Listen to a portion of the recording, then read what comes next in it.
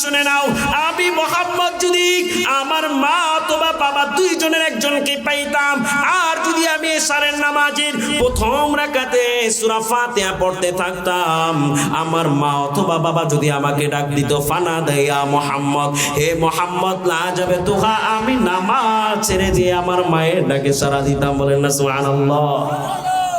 এবার জুরাইস দ্বিতীয়বার মায়ের ডাকে সাড়া দিল না, মা মনে দুঃখ নিয়ে ফিরে গেলেন। এই পাহাড়ের চূড়ায় সন্তানের ইবাদতখানা, বৃদ্ধ মা কষ্ট অসুস্থ শরীর নিয়ে পাহাড়ের চূড়ায় সন্তানের দেখার জন্য যায়। একদিন গেল সন্তান দেখা দিল না, দ্বিতীয় দিন গেল সন্তান দেখা দিল না, তৃতীয় দিন মা কষ্ট বুকে নিয়ে অসুস্থতা নিয়ে সন্তানের কাছে চলে গেল। সন্তানের কাছে যা বলল, রে সন্তান, আমি মা তোমার দরবারে হাজির। আরে তোর জন্য আমি কতই না কষ্ট করেছি রে সন্তান, 10 মাস 10 দিন তোকে বুকে ধারণ করেছি। আরে তুই যখন দুনিয়াতে আসার সময় নিকটবর্তী হয়ে গেছেন, আমার খাবারের রুচি চলে গেল, আমার ঘুম চলে গেল, আমার মুখ থেকে হাসি বিদায় নিয়ে চলে গেল। আমি যখন সারাদিন ব্যস্ততা শেষ করে কোনো খাবারের রুচি নাই, ক্ষুধার্ত পেট নিয়ে লবণ দিয়ে পানি নিয়ে যখন ভাত খেতে বসি, ভাতটা যখন মেখে মুখে দিব, এই অবস্থায় তুই আমার পেটে এমন জোরে লাথি মারছ, আমি মা ব্যথা টিকতে পারি না, আমি মা ব্যথার যন্ত্রণায় প্লেট থেকে উঠে গেছি, আমি না খেয়ে চলে গেলাম। আবার যখন রাত্রি গভীর হয়ে যায়, তোর বাবা ঘুমায় যায়, তোর দাদিও ঘুমায় গেছে, নানিও ঘুমায় গেছে, দাদাও ঘুমায় গেছে, সবাই দুনিয়ার বুকে সবাই ঘুমায়, আমি মার চোখে ঘুম নাই। আমি মা যখন ঘুমাইতে যাব, তুই সন্তান এই মুহূর্তে আমার পেটে এমন জোরে লাথি মারছ, বেতার যন্ত্রণায় না টিকতে পেয়ে বেড়ার সাথে পিঠটা লাগায়া জিহ্বাকে কামড় দিয়া বলতেছি, মালিক আমার দুনিয়ার আর এর চেয়ে বড় কষ্ট হয় না। আল্লাহ গো, তুমি আমাকে নিয়ে যাও, আমার আদরের দুলালকে দুনিয়ায় পাঠায় দাও। জুরাইস, তোকে আমি এইভাবে পেটে লালন করে বড় করেছি, দুনিয়াতে আসার সময় কম কষ্ট দাও নাই। মাতার পাশে দাদি বসে সান্ত্বনা দিল, নানি বসে সান্ত্বনা দিল, মারে এই কষ্ট সবার হয়, একটু ধৈর্য ধারণ করো, কিছুক্ষণ পর তোমার কষ্ট শেষ হয়ে যাবে। ওরে জুরাইস, তুই জানো এই যে উহুদ পাহাড় দেখো, তুর পাহাড় দেখো, দুনিয়ার যত পাহাড় আছে, এই সমস্ত পাহাড়গুলো সবগুলো যদি আমার পিঠে দেয়া দেয়, এই পাহাড়ের ভারটা বহন করা আমি মায়ের জন্য সহজ হয়, কিন্তু তুমি যখন দুনিয়াতে আসার কষ্ট, এইটা আমি মার কাছে সহ্য হয় না। জুরাইসের মায়ের মান ডাক দিয়ে বলে, সন্তান, এই কষ্ট নিয়ে তোকে দুনিয়ায় দেখাইলাম, দুনিয়ার আলো বাতাস দেখাইলাম, দুনিয়া আসার পর কম কষ্ট দাও নাই। শীতের মৌসুম, কনকনে শীত, তুমি একটু পর পর কান্না করে ওঠো, আমি তোমাকে তালাশ করে দেখি, তুমি প্রসাব করে দিয়ে তোমার খাতাটা ভিজে ফেলছ, আমি মা এই খাতাটা চেঞ্জ করে আরেকটা খাতা দিয়ে দেই, এটাও কতক্ষণ পর ভিজে ফেলছ, এমন করে তুমি আমার মাকে রাত্রে ঘুমাইতে দাও নাই। আমি মা তোমাকে বুকে পেটে নিয়ে এইভাবেই বড় করেছি, আজকে আমি মা অসুস্থ, আমি মা তোমার দরবারে আসলাম, তুমি আমার ডাকে সাড়া দাও না। তৃতীয় দিন যখন মা দুঃখ মনে নিয়া সন্তানের দেখা না পাইয়া মা আল্লাহর কাছে বলে, ওগো আল্লাহ, আমি মা এত কষ্ট করে দুনিয়া দেখাইলাম, আমি মা বুকে ধারণ করলাম, আমি মা নিজে না খায়া খাওয়াইলাম, আমি মার চেহারা দেখার জন্য 3 দিনের একদিনও সন্তান আসলো না। ওগো আল্লাহ, ওই যেহেতু আমার মার চেহারা দেখে নাই, ওকে আল্লাহ জেনাখোরের চেহারা দেখায়ও। বদদোয়া দিছে না দোয়া দিছে? জেনাখোর কি ভালো নি? জেনাখোর বোঝেন? পতিতলায় খারাপ মহিলা, বাজে পুরুষের দিকে যার আকর্ষণ থাকে, এদেরকে জেনাখোর নারী বলে। আমি মা যে তো কষ্ট করে দুনিয়া দেখাইলাম, আমি মার জন্য মায়া হলো না? এমন মহিলার চেহারা দেখিস যে জেনা করে। আমার আল্লাহ তাআলা বদদোয়াটা কবুল করে ফেললো। মা দোয়া করতে বদদোয়া করতে দেরি, কিছুদিনের পর মামলা আল্লাহর কাছে কবুল হয়ে গেছে। কেননা আমার আল্লাহ বলেন, মা যদি কোনো দোয়া করে আমার আল্লাহ পর্দা ছাড়া সেটা কবুল করেন। কেননা মা খুশি মানি আমার আল্লাহ খুশি, মা রাগ মানি আমার আল্লাহ রাগ। কে বলছেন? নবী বলেছেন, রিদর রব্বি ফি রিদল ওয়ালিদাইন ওয়া সাখাতুর রব্বি ফি সাখাতুল ওয়ালিদাইন।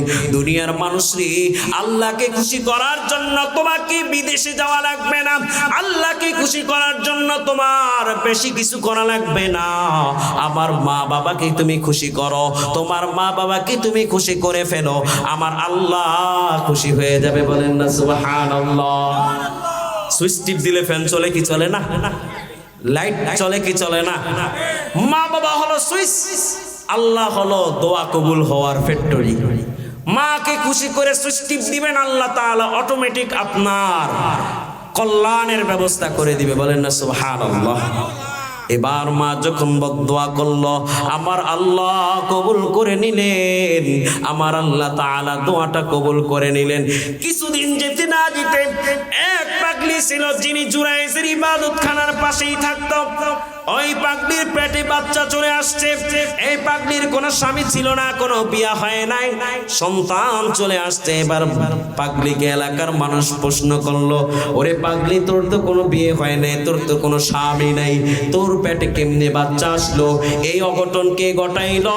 এবার পাগলি বলতেছে, আমার পেটে যেই সন্তান দেখো এই সন্তানের বাবা হলো এই জুরাইজ। বলেন না নাউজুবিল্লাহ।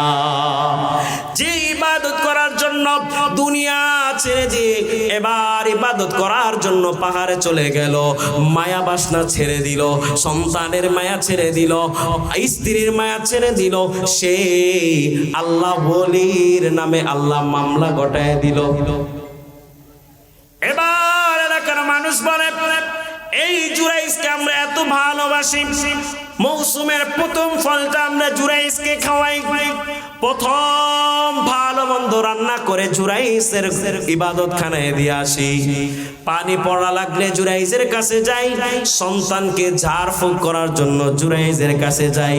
কেননা আমাদের মতে জুরাইজ হলো আমাদের মধ্যে সবচেয়ে ভালো মানুষ। কিন্তু জুরাইজ কি অঘটন ঘটায়? এই যে পাগলির অসর্বনাশ করে দিল। এবার এলাকার মানুষ লাঠি নিয়ে আগুন নিয়ে চলে গেল, জুরাইজের ইবাদতখানার মধ্যে এলো পাতারি বাড়ি শুরু করে দিল, ইবাদতখানা ভেঙে ফেলল। ইবাদতখানা ভাঙার পর এবার ইবাদতখানার মধ্যে আগুন ধরায় দিল। জুরাইজের পা ধরে টেনে হেসড়ে ইবাদতখানার থেকে নামায় আনলো, অনেক মারধর করলো। জুরাইজ বললে, ভাই রে ইবাদতখানা ভাঙছো, আগুন দিয়া পুরাইছো, আমাকে মারছো, আমার পা ধরে শেষরায় নিয়ে যাচ্ছ, কি জন্য মারছো? কি হয়েছে আমাকে একবার বলো। জুরাইজের উত্তরে বলতেছে, তুমি উপরে উপরে ফিটফাট, ভিতরে দিয়ে সদরঘাট আছে না, উপরে টুপিদারি, ভিতরে হলো শয়তানি। আরে ভাই তুমি দিনের আলোতে তুমি আমাদের সামনে দরবেশ, নামাজ পড়ো, আসলে তুমি দরবেশ না দরবেশ। একটা হলো দরবেশ, আরেকটা হলো দরেবেশ। আমি বেশ ধরলাম, আমি বক্তা সাজলাম, আপনি মুসলমান সাজলেন, টুপি দিলেন, এইটা হলেন দরেবেশ। আমি একটা ভেষ ধরলাম, আকৃতি ধরলাম, এইটাকে নাম দরবেশ বলে না। যারা আল্লাহ তাআলার নিসবতে থেকে আল্লাহ এবং বান্দার মধ্যে বিশেষ সম্পর্ক হয়ে যায় তাদেরকে আল্লাহ ওয়ালা বলে, দরবেশ বলে। ঠিক না বেটি?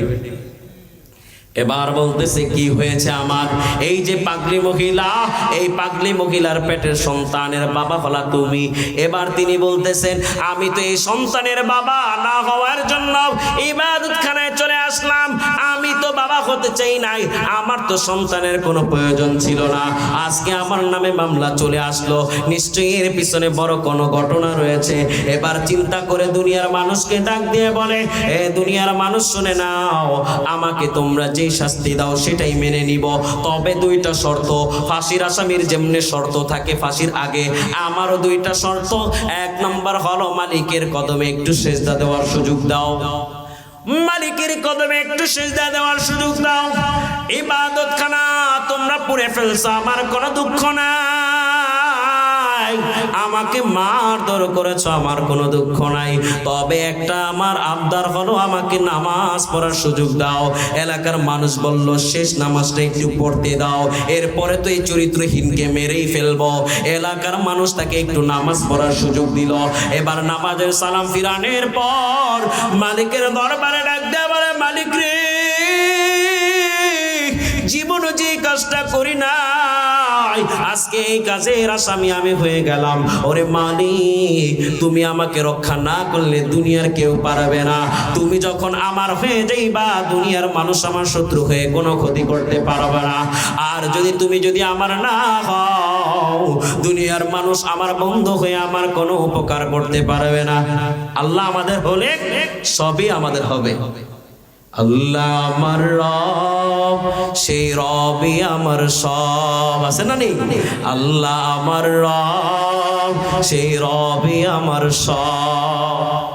জুরাইজ ডাক দিয়ে বলে, মালিক রে, তুমি এটার সঠিক ফয়সালা করো। আমার আল্লাহর কাছে দোয়া চাওয়ার পর জুরাইজ এবার চোখের পানি ছাইরা মানুষকে বলে, ও মানুষ শুনে নাও, আমার একটা অসুস্থ মা আছে, মাটা বৃদ্ধ অবস্থায় ঘরে পড়ে আছে। আমি আমার মার সাথে যা শেষ দেখার একটু দেখতে চাই, একটু সুযোগ দিবানি? এলাকার মানুষ বলে, এটা তো সামান্য একটা চাওয়া, চলো আমরা তোমার মার কাছে নিয়ে যাই। মা বৃদ্ধ অবস্থায় অসুস্থতার কারণে বার্ধক্যে পড়ে এবার বিছনার সাথে মিশে গেছে, কোন রকম জীবনটা আছে। জুরাই যে মায়ের পায়ের মধ্যে যায়, জড়ায় ধরে মায়ের পায়ের মধ্যে চোখের পানি ফালায়, পাটাকে চুমু দিয়ে ধরে বলে, মাগো, বেয়াদবি করে ফেলেছি, আমার আল্লাহ বেয়াদবি কবুল করে নিয়েছে। ও মা, কিছুক্ষণ পর আমার ফাঁসি হয়ে যাবে, অথবা আমাকে শুলে চড়াবে, অথবা মানুষগুলো আমাকে মেরে ফেলবে। মাগো, তুমি যদি আমার উপরে কষ্ট পেয়ে থাকো, আমি মরার পরও জান্নাতে যেতে পারবো না, আমি দুনিয়াও শাস্তি পাবো, আখিরাতেও শাস্তি পাবো। ও মা, মরে যাবো জানি, কিন্তু যদি তুমি আমাকে মাফ করে দাও, দুনিয়ার শাস্তির পর আখিরাতটা আমার জন্য জান্নাত হয়ে যাবে। সন্তান যতই অপরাধ করো, মার কাছে ক্ষমা চাওয়ার পর মা কষ্ট রাখতে পারে না, পারে কি পারে না? মা কেমন কষ্ট পাওয়ার পরও মাফ করে, জানোনি? বলবো, শুনবেন? ভাল লাগেনি? শেষ করে দেই? কতক্ষণ থাকবো বলেন? হ্যাঁ, সারা রাত থাকতে পারবেন? ফজর নামাজ পড়ে কে কে যাবেন? মাকে যদি যতই কষ্ট দাও, মার কাছে যদি মাফ চাও, তাহলে মা কষ্ট ভুলে গিয়ে তোমাকে মাফ করে দিবে। খুতবাতুল জুলফিকারের মধ্যে পীর আলী নকশবন্দি রাহমাতুল্লাহি আলাইহি লেখেন, এক সন্তান ছিল, বিদেশে যাওয়ার জন্য মা বাবা দুজন টাকা জমায়ে বিদেশে পাঠাইছেন। সন্তান বিদেশে যাবে, বিদেশে পাঠায় কি জন্য? তুই এই বর্তমান হালতটা ভালো নাই। ঘটনা মনে রাখবেন, জুলফিকার জুরাইজ মার কাছে মাপ চাইতে গেছে। মাপ চাইলে যে মা কষ্ট ভুলে গিয়ে মাফ করে দেয়, এইটা বোঝানোর জন্য এখন এটা বলতেছি, মাথায় রাখবেন, তাহলে এলোমেলো হয়ে যাবে। যেটুকু বলে আসছি মনে আছে না সবার? আসেনি? যেটা বলছি মনে আসেনি? এখন এটা ধরে রেখে সামনেরটা শুনবেন, আবার সামনেরটা থেকে পিছনেরটা আসবে। বাবা মা সন্তানের ভবিষ্যতের জন্য এবার টাকা জমায়া সন্তানকে বিদেশে পাঠায়। সন্তান বিদেশের বাড়িতে গেল, যাওয়ার পর কিছুদিন পর মা বাবাকে ভুলে গেল। সেখানে গিয়ে টাকা কামাইল, বাড়ি হলো, গাড়ি হলো। এবার সন্তান বিদেশে বয়ে বিয়ে করে ফেলেছে। সন্তান মা বাবার কাছে চিঠিও পাঠায় না। এদিকে মা বাবা এলাকার মানুষের কাছে ঋণ নিয়ে সন্তানকে বিদেশে পাঠাইছে, সন্তান তো কোনো টাকাও পাঠায় না। মানুষের ঋণের চিন্তায় চিন্তায় বাবাই অসুস্থ হয়ে এবার বিছনায় পড়ে গেছে। বাবার সুস্থতার জন্য যে ঘরটা ছিল চিকিৎসা করানোর জন্য মা ওই ঘরটা বেচে বাবার চিকিৎসা করাইছে, কিন্তু আমার আল্লাহ তাআলা হায়াত রাখে নাই, বাবাটা মারা গেছে। এবার মা একা হয়ে গেছে, কোনো ভাই নাই, বন্ধু নাই, বোন নাই, মার খবর নিবে। ওইদিকে সন্তান বিদেশে গিয়ে বিদেশি বউ পাইয়া, টাকা পাইয়া, গাড়ি পাইয়া মাকে ভুলে গেছে। এদিকে মা দুখুনি, স্বামীও নাই, ছেলেটাও নাই, ঘরটাও নাই, কোথায় যাবে? পাগল বেশে, আউলা বেশে এদিক সেদিক ঘোরাফেরা করে। সন্তানের মায়ায়, স্বামীর মায়ায় কাঁদতে কাঁদতে চোখটাকে কানা করে ফেলেছে। চোখেও দেখে না, ঘর নাই, বাড়ি নাই, স্বামী নাই, আদরে সন্তানও নাই। এবার এক বাঁশ ঝাড়ের নিচে যাই একটা ঝুপড়ি বানাইছে, কোন রকম পাতা ছাতা দিয়ে একটা ঘর বানায় মা ওখানে থাকে। সারাদিন একটা লাঠি নিয়ে, একটা বোঝা নিয়ে মানুষের ঘরে ঘরে যায়, যায় বলে ভাই রে আমাকে কিছু আল্লাহর হস্তে কিছু দাও ভিখারি করে। সারাদিন পর মাগরিবের সময় এসে মা ঘরে এসে থাকে, না কোনো চুকি আছে, না কোনো শীতের কম্বল আছে। মা কাঁদতে কাঁদতে চোখটা অন্ধ হয়ে গেছে। পাশে দাঁড়ানোর মতো বটগাছ, স্বামীও নাই, ছেলেও নাই, মেয়েও নাই। কাঁদতে কাঁদতে এদিকে 2 যুগ চলে গেছে। মা প্রতিদিন কান্দে, মা প্রতিদিন কাঁদতে কাঁদতে জীবনটাকে শেষ করে দিচ্ছে। এইদিকে সন্তানের 2 যুগ চলে গেল। 2 যুগ বোঝেন? 24 বছর চলে গেল। 24 বছর ধরে মার কোনো খবর নেয় না। 24 বছর পর সন্তান একটু অ্যাক্সিডেন্ট করলো। অ্যাক্সিডেন্ট করার পর বিদেশের বাড়িতে সন্তান পঙ্গু হয়ে গেছে। চিকিৎসা করার জন্য সন্তানের যে এবিলিটি ছিল, ব্যাংক অ্যাকাউন্টে যত টাকা পয়সা ছিল সব দিয়ে চেষ্টা করলো, সন্তান ভালো হলো না। বিদেশি বউ বলতেছে আমার চেহারার রূপ কম নাই, তোমার মতো স্বামী আমার দরকার নাই, যাও যাও যাও, বিদেশের বাড়িতে আর থাকার কোনো প্রয়োজন নাই, এবার দেশে ছেড়ে যাও। এবার টাকার মায়ায় পড়ে স্ত্রী আসছে, টাকা নাই, স্ত্রী চলে গেছে। এটার নামই স্ত্রী। এমন নেই, মিলে মিলে টাকা আছে, তোমার ক্ষমতা আছে, তোমার সামনে নারী আছে, গাড়ি আছে, সব আছে, জনগণ আছে, ধনবল আছে, সব আছে। টাকা নাই, দুনিয়ার কেউ তোমার পিছনে ঘুরবে না। টাকা নাই, কেউ বলবে না আমার ভাই, তোমার ভাই, অমুক ভাই, অমুক ভাই। ক্ষমতা নাই, কেউ বলবে না আমার ভাইয়ের চরিত্র ফুলের মতো পবিত্র। এই যে স্লোগানগুলো দেখো, সবগুলো টাকা এবং ক্ষমতার পিছনে হয়। হয় কি হয় না? কোন নেতা ক্ষমতা না থাকলে নেতা হতে পারবে কি? পারবে না। কোন বড় লোক টাকা না থাকার কারণে কোন মানুষ তাকে ভালোবাসবে না। নারী এমন পাগল, স্বামীর যখন সম্পদ থাকবে, স্বামীর প্রতি একটা ভালোবাসা থাকবে। এখন এমন কিছু গজবের নারী বাইরে এসে, স্বামীর টাকা নাই, স্বামীর প্রতি ভালোবাসা নাই, আছে না নাই? আল্লাহ তাআলা এমন নারী হওয়া থেকে আমাদের সকলের মা বোনদেরকে কবুল করুক, সকলে বলি আমিন।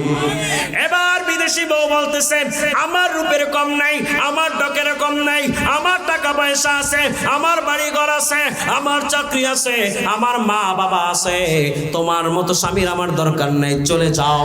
এবার খালি হাতে বিদেশে গেছে স্ত্রী, এবার অসুস্থ স্বামীকে খালি হাতে দেশে পাঠায় দিছে।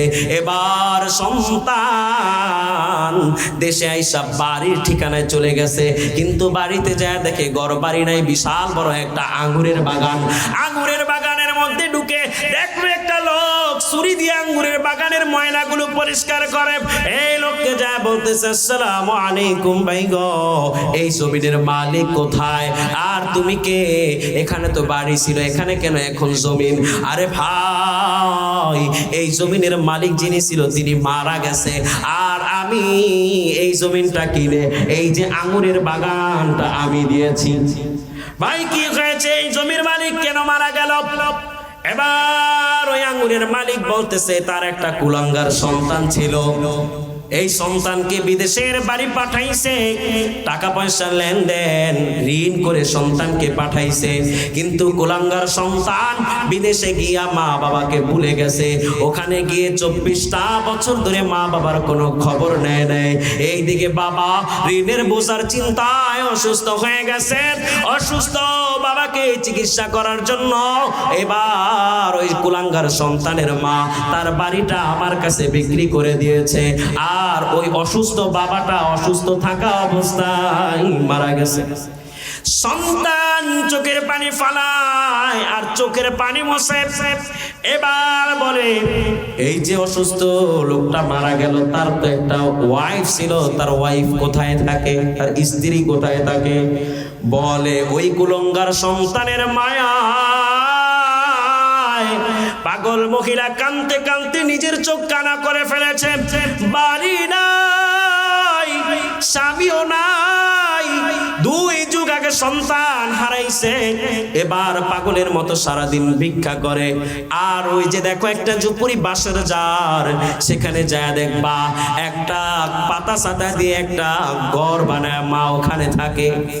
এবার সন্তান বলে ওরে ভাই, ওই মহিলাকে এখন আসেনি?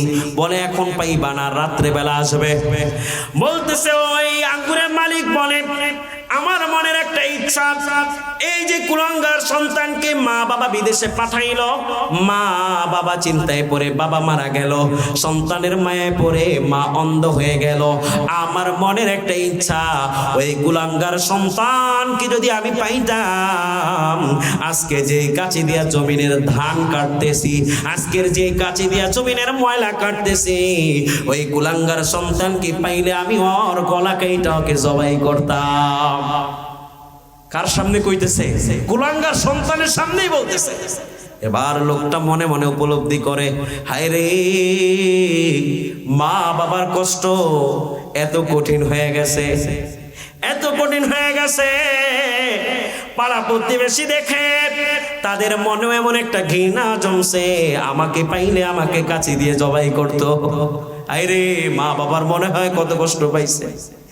এবার সন্তান সারাদিন অসুস্থ শরীর নিয়ে পা ভাঙা পঙ্গু অবস্থায় ল্যাংড়ায় ল্যাংড়ায় ঘুরতেছে, ঝুপুরির পাশে যাওয়ার সাহস পায় না।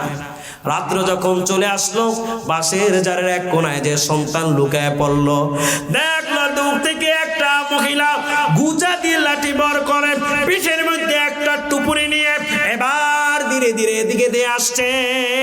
এবার সন্তান দূর থেকে মাকে দেখে চোখের পানি ফালায় আর মনে মনে ডাক দিয়ে বলে, ওগো আল্লাহ, ওগো আল্লাহ,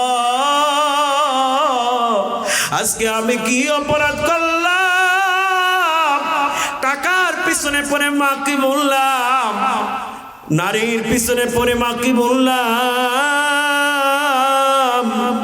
সেই টাকা চলে গেল, বিপদের মুহূর্তে নারীও চলে গেল, আমি নিঃস্ব হয়ে আমার মার কাছে চলে আসলাম। এবার সন্তান মায়ের দিকে তাকিয়ে আছে। মাটা যখন বাঁশের জারের কাছে আসলো, লাঠিটা রেখে পিছন থেকে কাঠটিটা নামায় একটু গাছের সাথে এলান দিল, চোখের পানি ফেলায় আকাশের দিকে তাকিয়ে কি জানি বলতেছে। কিছুক্ষণ পরে মাগরিবের আজান কানে আসলো। মা একটা মশক থেকে পানি নিয়া মাগরিবের নামাজটা আদায় করলো। আদায় করে তাসবিহ তাহলিল পড়ে যায় নামাজে পড়ে আসে। এশার পর্যন্ত মা যায় নামাজই পড়েছিল। এশারের নামাজ পড়লো, বেতেরের নামাজ পড়ে আল্লাহর কাছে নফল নামাজ পড়ে মালিকের কাছে 2 হাত তুলে বলে, ওগো আল্লাহ, স্বামী নিয়ে গেলাম, 2 যুগ আগে আমার সন্তান নিয়ে গেল, আমার ঘর বাড়ি নিয়ে গেল, আমার কোনো অভিযোগ নাই। তবে আল্লাহ, আমি 24টা বছর ধরে আমি যতই দোয়া করি, একটা দোয়া প্রতিদিন আমি করি, সেইটা হলো আমার স্বামী নাই, আমার ছেলে নাই, মেয়ে নাই, তবে 24 বছর আগে একটা সন্তান ছিল, ওই সন্তানটাকে তুমি আমার বুকে ফিরিয়ে দাও।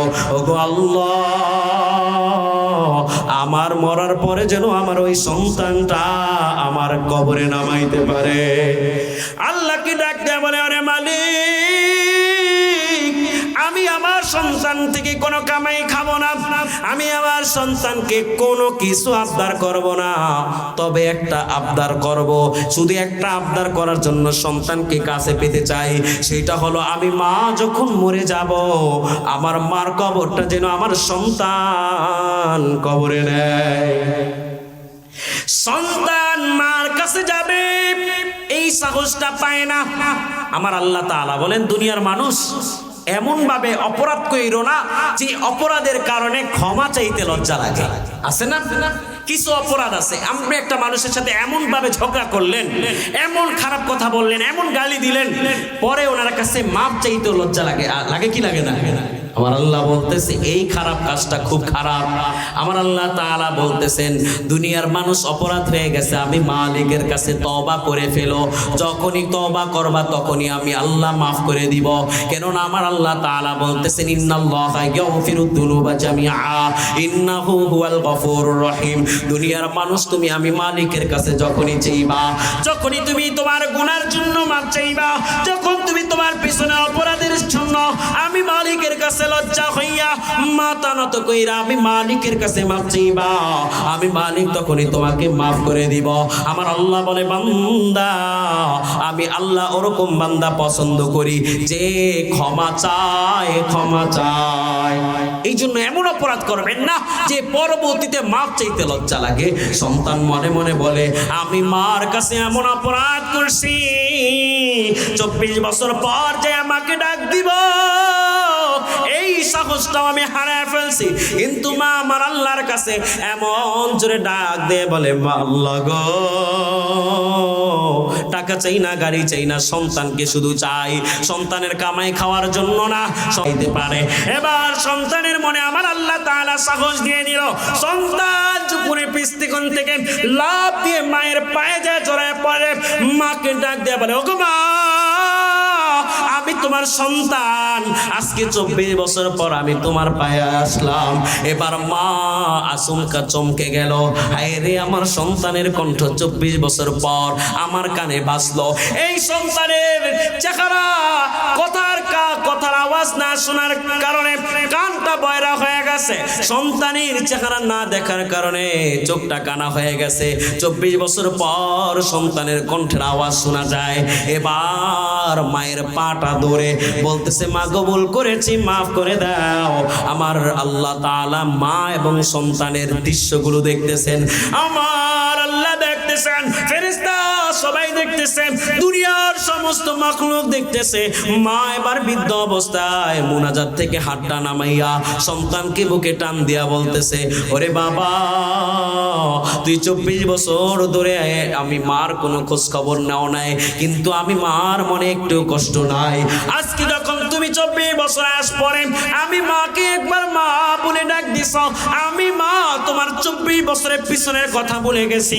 আমার মা তিনি 24 বছরের অপরাধগুলো মাফ করে দিয়ে সন্তানকে বুকে টেনে নিছে। তাহলে বোঝা গেল মার সাথে অপরাধ করার পর 24 বছর পরেও যদি যাওয়া হয় মা মাফ করে দেয়। বলেন না সুবহানাল্লাহ। তাহলে বলেন তো দুনিয়ার শ্রেষ্ঠ নিয়ামত কি? এই পৃথিবীতে সবার প্রিয় মধুর নাম যে মা। ঠিক না ঠিক? মমতা জড়ানো ভালোবাসা, মায়ের আঁচল যেন মধুমাখা, দুঃখ পেলে মা মুখে টেনে বুলায় মনের যাতনা। ঠিক না ঠিক? এবার ওই যে জুরাইজের ইতিহাসের কাছে চলে যাই। জুরাইজ মার কাছে মাফ চাইলো, আমার মা তিনি জুরাইজকে মাফ করে দিল। এবার আল্লাহর কাছে দোয়া করে মার কাছে মাফ নিয়া বাদশার দরবারে চলে গেল। এবার লোকদেরকে ডাক দিয়া জুরাইজ বলতেছে আমার আল্লাহর কাছে দোয়া চাইছি, মার কাছে মাফ চাইছি, এবার আমার ফাঁসির আগে আমি একটু বিচার করব। যেই মহিলা আমাকে অপমান দেওয়া হয়েছে সেই মহিলাকে ধরে নিয়ে আসো। মহিলাকে এলাকার মানুষ ধরে নিয়ে আসলো। জুরাইজ এই মহিলাকে ডাক দিয়ে বলতেছে ওরে মহিলা, তোমার পেটে যে বাচ্চা ওই পেটের বাচ্চাকে বাচ্চার বাপকে তুমি বলো। মহিলা এবারও বলতেছে আমার পেটের বাচ্চার বাপ হলেন আপনি। এবার জুরাইজ আমার আল্লাহকে ডাক দিয়ে বলে ওগো আল্লাহ, ইউসুফকে জুলাইখার ফিতনা থেকে ছোট বাচ্চা দিয়ে তুমি বাঁচাইছো। বাঁচাইছে কি বাঁচায় না?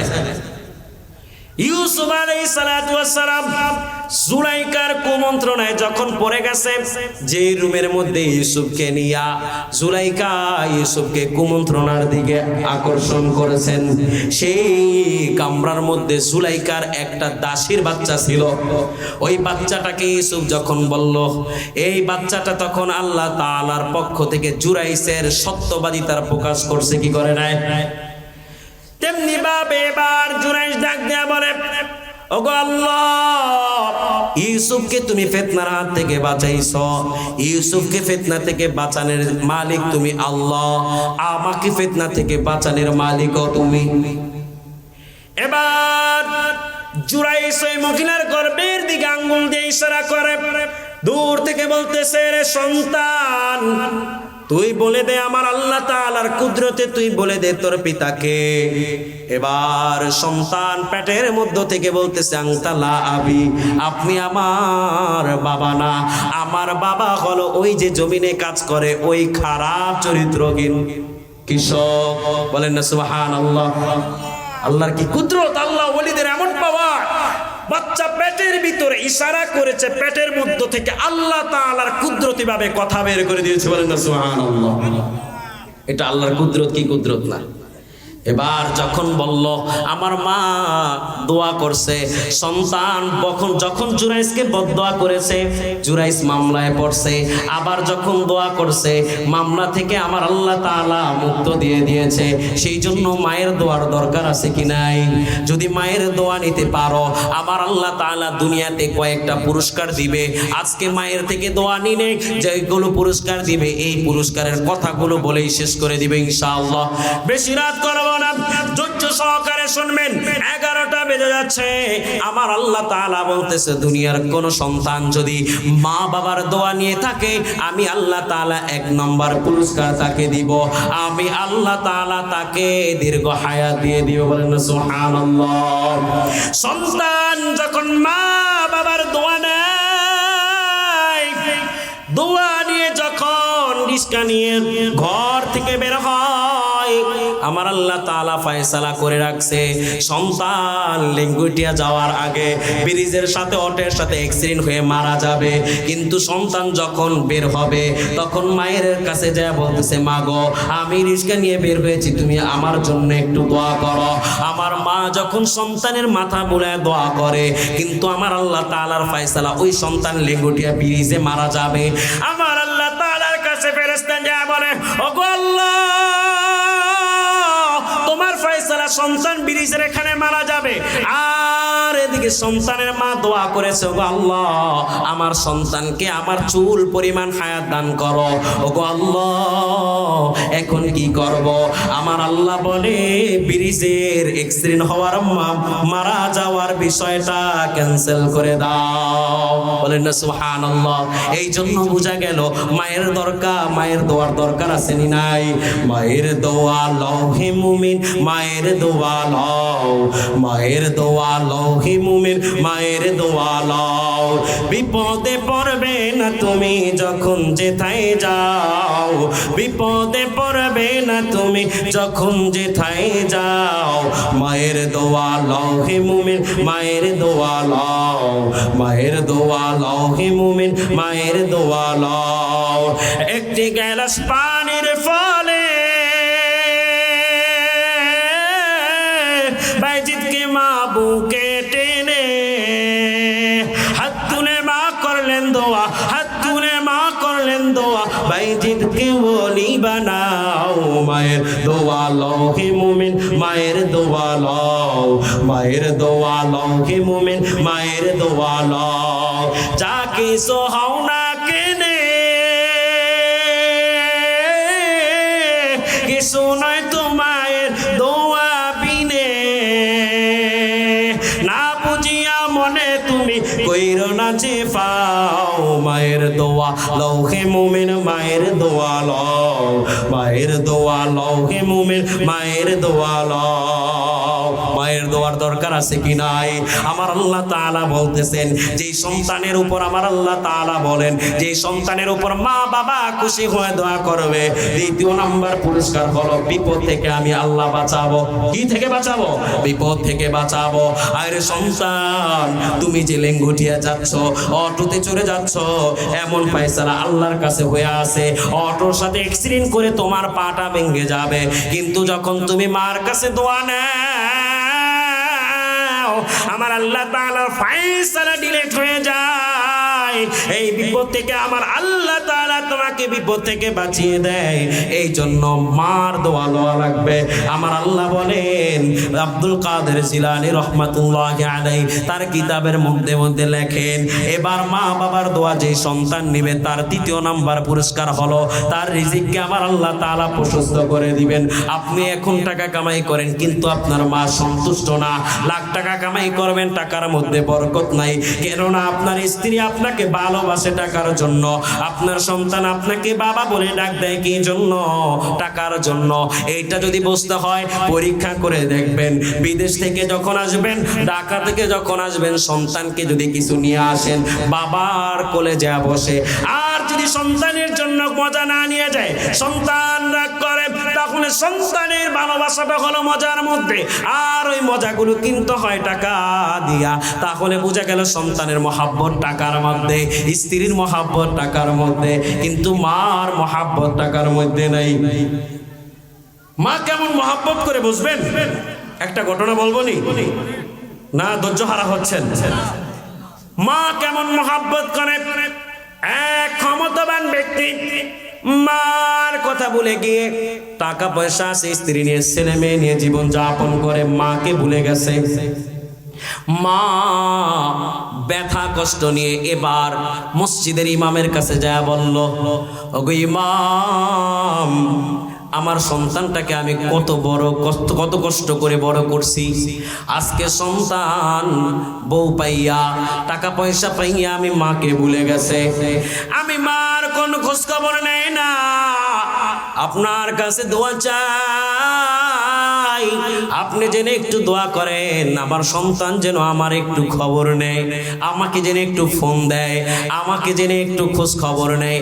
টাকার দরকার নাই, পয়সার দরকার নাই, সন্তানের কণ্ঠের আওয়াজটা আমি একটু শুনতে চাই। এবার ইমাম সাহেব বলতেছে, আমি আল্লাহর কাছে দোয়া করতেছি। ইমাম সাহেব মনে মনে ভাবেন, এমন কুলাঙ্গার সন্তান, মা এত কষ্ট করে সন্তানকে বড় করছে, নারী পাইয়া টাকা পয়সা পাইয়া মাকে ভুলে গেছে। এবার আল্লাহর কাছে দোয়া করলেন এবং মনে মনে ভাবতেছেন, এই কুলাঙ্গার সন্তানের সাথে আমি একবার দেখা করব। একদিন ওই কুলাঙ্গার সন্তান সকালে ফজরের পর রিয়াদাতুল বাদানিয়া বডি ব্যায়াম করার জন্য বের হয়েছে। ডায়াবেটিস হলে ব্যায়াম করতে বলে না, হাঁটতে বলে কি বলে না, আরবিতে বলে রিয়াদাতুল বাদানিয়া। তিনি সকালবেলা রিয়াদাতুল বাদানিয়া করার জন্য বের হয়েছে। বাম হাতে একটা সিগারেট, ডান হাত দিয়ে লুঙ্গির এক কোণা নিয়ে তিনি হাঁটতেছেন। ইমাম সাহেব ফজরের নামাজ পড়ে মসজিদের বারান্দায় বসে আছেন। হঠাৎ করে দেখছেন মসজিদের সামনে দিয়ে কুলাঙ্গার সন্তান বাম হাত দিয়ে সিগারেট খাচ্ছেন আর যাচ্ছেন, মনের মধ্যে অহংকারী ভাব নিয়ে হাঁটতেছেন।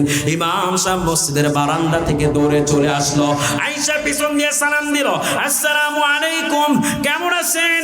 বলতেছে ভালো আছি। ইমাম সাহেব তুমি কেমন আছো? আলহামদুলিল্লাহ ভালো আছি। ইমাম সাহেব রে বলতেছে কোনো প্রয়োজন নেই, টাকা পয়সা লাগবে নি, আমার কাছে কোনো সংকোচ বোধ করবা না, কেননা আমার অনেক টাকা পয়সা আছে। আলহামদুলিল্লাহ বললো না, আমার অনেক ক্ষমতা আছে, কোনো সমস্যা পড়লে আমার কাছে আসবে, আমি সমাধান করে দিব। ইমাম সাহেব বলতেছে আমার একটা সমস্যা আছে, সমাধানের জন্যই আপনার কাছে আসছি। কি সমস্যা আমাকে বলো, আমার তো সময় নাই, অফিস টাইম হয়ে যাচ্ছে, অফিসে যেতে হবে, এখন আমি একটু ব্যায়াম করার জন্য আসছি। এবার ইমাম সাহেব ডাক দিয়ে বলেন, দনি সাহেব, চৌধুরী সাহেব, আপনাকে একটু আমি পরীক্ষা করব, আপনি যদি আমাকে একটু সময় দেন, আমি আপনার কোনো ক্ষতি করব না, ভালো করব, শুধু একটু পরীক্ষার সম্মুখীন হতে হবে, এর মাধ্যমে আপনি বুঝতে পারবেন কে আপন কে পর। আজকে যখন আপনি নির্বাচনে দাঁড়ান, আপনার পিছনে স্লোগান দেওয়ার মতো কিছু লোক থাকে, আমার ভাই, তোমার ভাই, অমুক ভাই, অমুক ভাই, আমার ভাইয়ের চরিত্র ফুলের মতো পবিত্র আসেনি নাই? আরে ভাই, এরা আপনার আসল ভালোবাসা না। আপনার স্ত্রী আপনাকে ভালোবাসে, আপনাকে মহাব্বত করে, আপনার সন্তান মহাব্বত করেন, এগুলো আসল ভালোবাসা না। আসল ভালোবাসাটা বোঝানোর জন্য একটু পরীক্ষা করব, আমাকে একটু সময় দেন, বেয়াদবি মনে করব না। এবার বলতেছে কতটুকু সময় লাগবে? 1 ঘন্টা সময় লাগবে, আমার অফিসের টাইম 2 ঘন্টা আছে, 1 ঘন্টা সময় তোমাকে দিয়ে দিলাম। এবার ইমাম সাহেব বলতেছে আপনি রাস্তার মধ্যে এখানে শুয়ে পড়বেন। বলতেছে আমার ঘরে মুলাম তো দোষক, জাসিমে ঘুমাই আমি কেন রাস্তায় ঘুমাবো? আমার এই পিঠটা তো দামি দামি বিছানায় শুয়ে বড় হয়েছে, আমি কেন এখন রাস্তায় ঘুমাবো? ইমাম সাহেব বলতেছে আপনি আমাকে 1 ঘন্টা সময় দিয়েছেন, পরীক্ষার জন্য রাজি হয়েছেন, এই জন্য আমি আপনাকে একটু পরীক্ষা করব। এবার ইমাম সাহেব ডাক দিয়ে বলেন শুয়ে পড়েন। এবার লোকটা সিগারেটটা ফালায় দিয়া জমিনের মধ্যে শুয়ে পড়লো। এবার কি করতে হবে? আমার রুমালটা দিয়ে আপনার শরীরটা ঢেকে দিব, আমি যতক্ষণ না পর্যন্ত না বলবো আপনি কোনো কিছু করবেন না, আমার কথা আপনি শুনবেন এবং আমি যা বলবো তাই বলবেন। ইমাম সাহেবের সাথে মুয়াজ্জিন সাহেবকে নিয়ে আসছে। মুয়াজ্জিন সাহেবকে বলতেছে অনেক দূরের এলাকা থেকে একজন লোককে নিয়ে আসো, তাকে সাপুরি, এই যে বিষ ছাড়ায় না সাপের, এমন সাজায় নিয়ে আসো যাকে এই এলাকার কেউ চিনে না। এবার মুয়াজ্জিন সাহেব দৌড়ে একজন অপরিচিত লোককে নিয়ে আসলো। তিনি মাথার মধ্যে একটা গামছা বাঁধলো, বাঁধার পর ওই ধনী লোকের মাথার সামনে দাঁড়ায়া বাঁশি ফু দিতেছে আর মুয়াজ্জিনকে পাঠাইলো বাড়িতে চলে যাও, চৌধুরী সাহেবের স্ত্রী ছেলে মেয়ে সবাইকে ডেকে নিয়ে আসো। এবার চৌধুরী সাহেব বিছানায় জমিনে শুয়ে রুমালের তলে চিন্তা করতেছেন আর কি হচ্ছে সব দেখতেছেন। এবার ইমাম সাহেব যখন মুয়াজ্জিনকে বাড়ির স্ত্রীকে খবর জানাইলো, স্ত্রী কাঁদতে কাঁদতে চলে আসলো ইমাম সাহেবের কাছে। স্ত্রী আসার পর বলতেছে হুজুর আমার স্বামীর কি হয়েছে? আমার সাথে হাঁটতেছিল, রাস্তার পাশ থেকে একটা বিষাক্ত সাপ এসে আপনার স্বামীকে কামড় দিছে, আপনার স্বামী মারা গেছে। তবে সাপুরি নিয়ে আসছি, সাপুরি তার অবস্থা দেখে বলতেছে তার জীবন এখনো বাকি আছে, যদি তার বিষটা জেরে অন্যের গায়ে দেই অন্যজন মারা যাবে, তিনি জীবিত হয়ে যাবে। খেলাটা কেমন খেলতেছে দেখছেন? স্ত্রী একটু পিছনে গেল, এইটা আমার কেমন শর্ত? হ্যাঁ মারা গেছে, এবার এখানে জীবিত করার জন্য আরেকজনকে মারতে হবে। স্ত্রীর কান্না চোখটা এবার চিন্তিত চোখে রূপান্তরিত হলো। হঠাৎ করে কান্নার পানিটা বন্ধ হয়ে গেল। সাপুরি বলতেছে বেশি সময় নেওয়া যাবে না, তখন এই লোকটা একেবারেই মারা যাবে। এই লোকটার তো অনেক বন্ধু বান্ধব আছে, সবাইকে ডাক দেন। এবার এলাকায় যারা বলতো আমার ভাই তোমার ভাই, তাদেরকে সবাইকে বলল এই যে তোমার নেতা মারা গেছে, বাঁচানোর একটাই উপায় রয়েছে, বিষ জেরে তোমাদের গায়ে দিব, তোমরা মারা যাবা, নেতা জীবিত হবে তোমরা। এবার লোকগুলো চোখ বড় মনে করে বলে টাকা ছিল বলতাম আমার ভাই তোমার ভাই, রুহু ছিল বলতাম আমার ভাই তোমার ভাই, কিন্তু হারামজাদার ঘরের হারামজাদা দুনিয়ার সবচেয়ে খারাপ লোক ছিল। কেননা কাউরে মারার জন্য আমাদেরকে পাঠাইতো, কারো জমিন দখল করার জন্য আমাদেরকে পাঠাইতো, কারো দোকান ভাঙার জন্য আমাদেরকে পাঠাইতো। ওর মতো হারামজাদা কুলাঙ্গার দুনিয়ার মধ্যে একটাও নাই। আমরা সবাই মিলে বলি ওর কোনো জানাজাও দরকার নাই, গোসলেরও দরকার নাই, ওরে নদীর পারে হালায় দাও, কুকুর যেন ওদেরকে ওরে খায়া শেষ করে দেয়। নেতায় শুনতেছেনি? শোনে না? চৌধুরী সাহেব শুনতেছেন, মনের মধ্যে কামড় মেরে উঠলো, হায় রে কাদিনের জন্য পরে দুনিয়ার মহব্বতে পরে আসল আপনকে বলে গেলাম, আসলে তো এরা আপন না। এবার পাতি নেতাদের অবস্থা শেষ। স্ত্রীকে ডাক দিল, ছেলেকে ডাক দিল, ওরে তোকে ইঞ্জিনিয়ার বানাইছে, তোকে চাকরি করাইছে, সরকারি চাকরি করো, তোকে পড়ানোর জন্য কতই না কষ্ট করেছে, আজকে যদি বাবাকে বাঁচাইতে চাও তাহলে তোমাকে মরতে হবে। সন্তান ডাক দিয়ে বলে বাবা বিবাহ করেছে, বাবা দুনিয়ার অনেক নাজ নিয়ামত পেয়েছে, কিন্তু আমি এখনো বিবাহ করি নাই, মাত্র কষ্টের জীবন শেষ করে চাকরির জীবনে ঢুকলাম, আমার দুনিয়া দেখা বাকি আছে। বাবা মারা গেছে, বাবাকে জানাজার ব্যবস্থা করব, কাফনের ব্যবস্থা করব, বাবাকে কবরের ব্যবস্থা করেন। ছেলে চলে গেল, মেয়েকে নিয়ে আসলো। কেননা মেয়েরা বাবা মার প্রতি বেশি দরদি হয়, কি হয় না? ছেলেদের চাইতে মেয়েরা বেশি হয়। আমরা দেখেছি, আমাদের ওয়াইফদেরকেও দেখতেছি। আমার শ্বশুরে বসে আছে, ওনাকে গোসলও করায় দেয় ওনার মেয়েরা, বলেন না সুবহানাল্লাহ। এরকম মেয়ে সবাইকে দান করতে করে বলে আমি। এরকম মেয়ে থাকলে বাবা মাকে লক্ষ কোটি টাকা দেওয়া লাগে না। বাবাকে যখন কষ্টের সময় আব্বা আপনার কেমন লাগে, বাবা যখন সন্তানের ডাকটা শুনে অন্তরের মধ্য থেকে একটা ভালোবাসা চলে আসে। আসে কি আসে না? যখন সন্তান বাবার কানে কানে বলে বাবা গো আমি তো চলে যাব, আপনাকে গোসল করাবে কে? বাবার মন থেকে দোয়া আসবে কি আসবে না? এই মেয়েকে ডাক দিল, তোর বাবা মারা গেছে, এবার বাবাকে বাঁচানোর জন্য তোমাকে মরতে হবে। মেয়ে বলতেছে আমার চেহারার কম নাই, আমার রিলেশন চলতেছে, অমুক পাড়ার ছেলের সাথে আমার সম্পর্ক। এতদিন বাবার কারণে আমি যেতে পারি নাই, এতদিন বাবার কারণে ওই প্রেমিকের হাত ধরতে পারি নাই। যেই দেয়ালটা ছিল সেটা চলে গেছে, যেইটা চলে গেছে এটা কেনার দরকার নাই, যেভাবে হোক বাবাকে কবর দাও, আমি আমার প্রেমিকের হাত ধরে সুন্দর জীবন শুরু করব। এবার মেয়েও চলে গেল। স্ত্রীকে ডাক দেয়া বলে, যেই স্বামীর জন্য প্লেটের ভাতগুলো রেখে দিতা স্বামী আসলেই খেইবা, যেই স্বামীর জন্য না ঘুমায় দরজার পাশে দাঁড়িয়ে থাকতা, স্বামী আসলে দরজা খুলে দিয়ে একসাথে ঘুমাইবা, সেই স্বামীটা আজকে মারা গেছে। এই স্বামীকে বাঁচানোর জন্য তোমার জীবনটা বিসর্জন দিতে হবে। আজকে যদি জীবনটা বিসর্জন দাও, জীবন্ত স্বামীকে পাইবা। এবার স্ত্রী বলে, আমি আমার স্বামীকে যে বাঁচানোর জন্য আমি মরলাম, আমার কি ফায়দা হলো? অতএব আমার চেহারা এখনো বাস পড়ে নাই, মাত্র কিছুদিন সংসার করেছি, বাবার নামও আছে, বাবা অমুক এলাকার চেয়ারম্যান। আমার বাবাকে বললে আমি একটা সন্তানদেরকে আমি বিয়ে করতে পারবো। হয় কি হয় না? এখন দুনিয়ায় এইটা আমাদের যারা ইন্টারনেট চালায় তারা বুঝতে পারবে।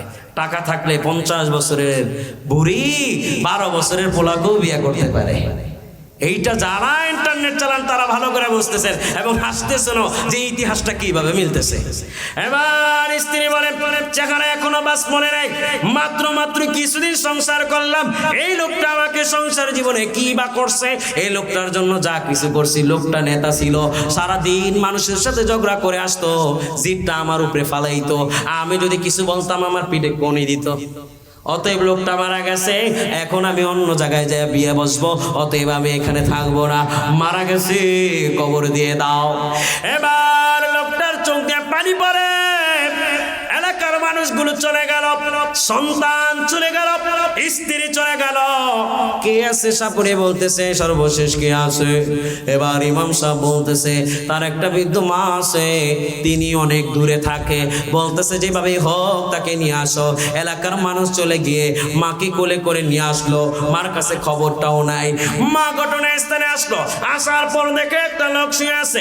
মা ডাক দেয়া বলে, ওরে হুজুর এখানে কে যেন শুয়ে আছে, আর আমার বউ সেল নাতিপতি এখানে কেন? এবার ইমাম সাহেব মায়াবী কণ্ঠে ডাক দেয়া বলে, ওরে মা,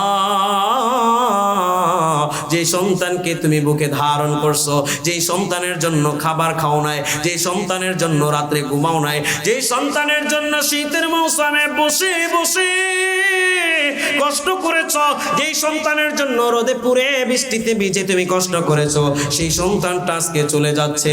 বাঁচানোর জন্য একটা মাধ্যম আছে, সেইটা হলো যদি বাঁচাইতে হয় সন্তানের পায়ের কাছে দাঁড়াবা, বিষ জেরে তোমার কাছে দিবে, তুমি মারা যাবা আর তোমার সন্তান জীবিত হয়ে যাবে।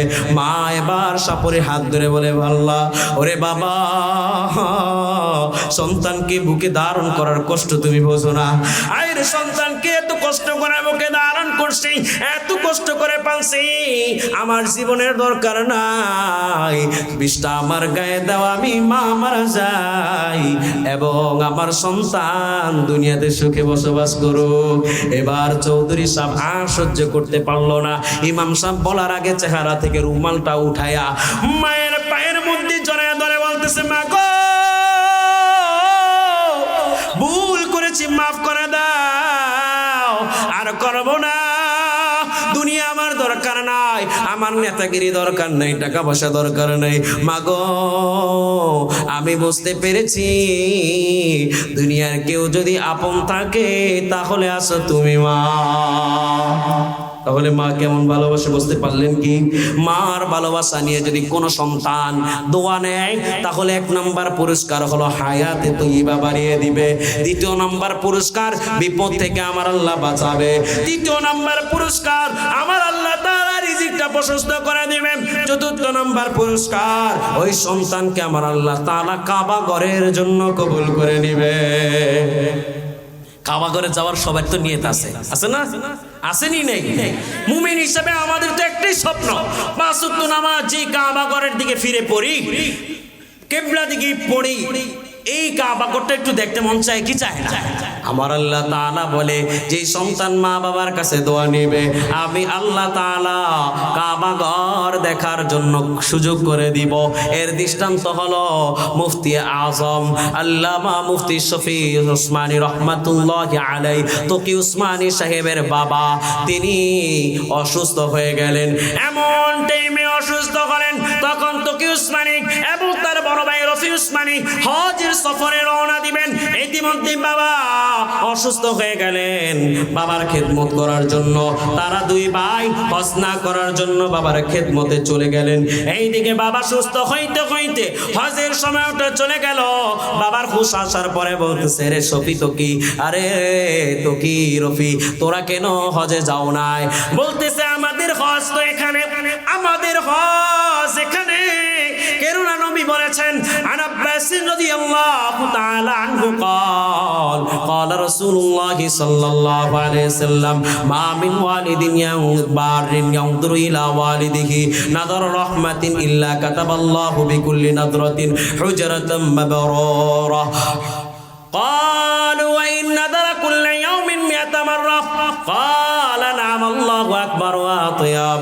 আব্বাস রাদিয়াল্লাহু তাআলা আনহু থেকে বর্ণিত তিনি বলেন রাসূল সাল্লাল্লাহু আলাইহি সাল্লাম বলেন কোন সন্তান যদি মা বাবার দিকে মায়াবী দৃষ্টি নিয়ে তাকায়, মায়া ভরে দৃষ্টি নিয়ে তাকায়, ভালোবাসার দৃষ্টি নিয়ে তাকায়, তাকানোর মধ্যে মায়া আছে না? একটা তাকানো আছে, এরা দেখলে মনে মধ্যে হিংসা, তোরে পাইলে মারতে পারতাম, যদি একটু পাইলে চিপায় পাইলে মাইরা তোর আছে না? নাই এমন শত্রু আছে না? আরেকটা আছে মা বাবা দিতে গেলে নেই, মা বাবা কত কষ্ট করছে, আছে না? তাকানের মধ্যে তো ভালোবাসা আছে। আল্লাহর নবী বলে যে সন্তান মা বাবার দিকে ভালোবাসা নিয়ে তাকাবে, প্রতি তাকানে আমার আল্লাহ তাআলা একটি কবুল হজের সওয়াব দিবেন। সাহাবায়ে কেরাম এবার নবীর কাছে প্রশ্ন করলো, ইয়া রাসূলুল্লাহ প্রতিদিন যদি 100 বার তাকাই তাহলে 100টা হজের সওয়াব দিবেনি? আল্লাহর নবী বলেন ক্বালা নাম, অবশ্যই দিবেন। আল্লাহ 100 কেন এর চেয়ে বেশিও দিবে, বলেন না সুবহানাল্লাহ। এবার তোকে উসমানী বাবাকে ডাক দেয়া বলে বাবা গো, বিশ্ব নবী বলেছেন বাবার চেহারার দিকে যদি তাকাও কবুল হজের সওয়াব পাইবা। আমরা যদি হজে যাইতাম একটা হজের সওয়াব পাইতাম, কবুল হবে কি হবে না সেটা জানি না, কোনো খারাপ আমলের কারণে কবুলও না হতে পারে। কিন্তু আমার আল্লাহ বলেন যদি মা বাবার দিকে নম্র দৃষ্টি নিয়ে ভালোবাসা নিয়ে তাকাও তাহলে তোমাকে কবুল হজের সওয়াব দিবে, বলেন না সুবহানাল্লাহ। আমি এই জন্য রেখে গেলাম। এবার তোকে উসমানী বলেন আমার বাবা সন্তুষ্ট হইয়া আমি এবং আমার ভাইয়ের মাথার উপরে হাত দিয়ে বুলায় দিয়ে বলতেছে ওগো আল্লাহ আমার সন্তানদেরকে বারবার তোমার কাবা ঘর দেখার ব্যবস্থা করে দিও। বাবা দোয়া করেছেন। তোকি উসমানী তার কিতাবের মধ্যে লেখেন বাবার দোয়ার পর প্রতি বছর যে কত উমরা এবং কত হজ করেছি, এই যে 2025 পর্যন্ত যে কতবার উমরা করছি কতবার হজ করছি এইটার হিসাবও আমার কাছে নাই, বলেন না সুবহানাল্লাহ। এই জন্য মা বাবার দোয়া দরকার আছে নি নাই? এই জন্য বলবো সন্তান রে আমি মা বাবার দোয়া নিবা। মা বাবার যদি দোয়া নাও আমার আল্লাহ তাআলার 1 নম্বর পুরস্কার কি? হায়াত বাড়ায় দিব। দ্বিতীয় নম্বর পুরস্কার কি? বিপদ থেকে মুক্ত দিব। তৃতীয় নম্বর পুরস্কার কি? রিজিক বাড়ায় দিব। চতুর্থ নম্বর পুরস্কার কি? আমার আল্লাহ তাআলা বারবার কাবা ঘর দেখার ব্যবস্থা করে দিব। চতুর্থ নম্বর। পঞ্চম নাম্বার দুনিয়াতে কোনো শত্রু রাখবে না, আছে না? অনেক মানুষ আছে রাস্তায় বাইরে এলে মনে হয় যে আমাকে মেরে ফেলবে, আসেনি নাই? ওই সন্তানগুলো মা বাবার দোয়া নাও। আজকে দুনিয়ার মানুষ তোমাদেরকে বলে যায়, আজকে আমি কথা বলতেছি একটু পরে আমি থাকবো না, একটু পর মোনাজাতের পরে কেউ থাকবে না, কিন্তু যখন তুমি এই কথাগুলো বললা আমলে দিবা এই কথার ফায়দা তুমি মরণের আগ পর্যন্ত পাইবা।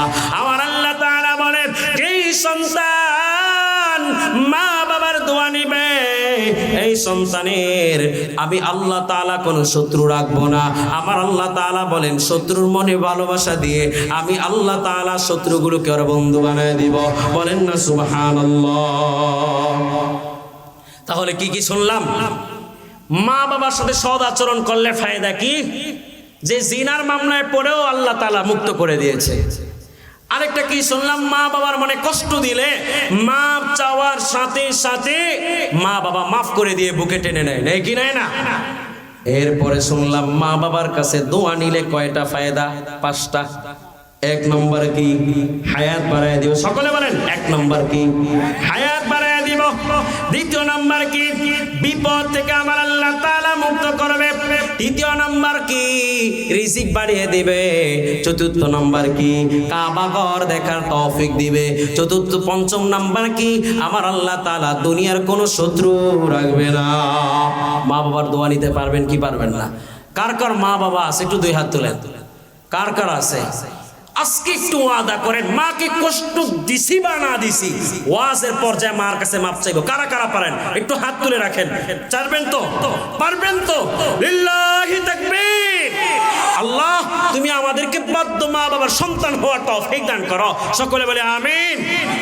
আর কার কার মা বাবা নাই 2 হাত তোলেন। একটু মুনাজাতের মধ্যে কানবেন তো? চোখের পানি ফালাইতে পারবেন? মা বাবার জন্য চোখের পানি ফালাইতে পারবেন কি? মা বাবার কবর আছে কার কার? আছে তো, সবার বাড়ির পাশেই তো আছে। মা বাবার কবর জিয়ারতটা করবেন।